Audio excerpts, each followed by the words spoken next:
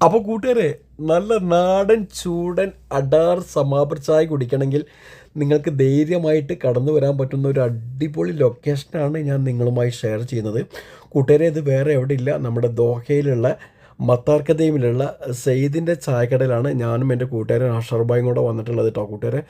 അപ്പോൾ ഇവിടുത്തെ ചായ എടുത്തു പറയേണ്ട അടിപൊളി ഹെൽത്തി ബൂസ്റ്റി ചായ തന്നെയാണ് കേട്ടോ. നല്ല എനർജി, നല്ല ടേസ്റ്റാണ് ഇവിടുത്തെ ചായക്ക്.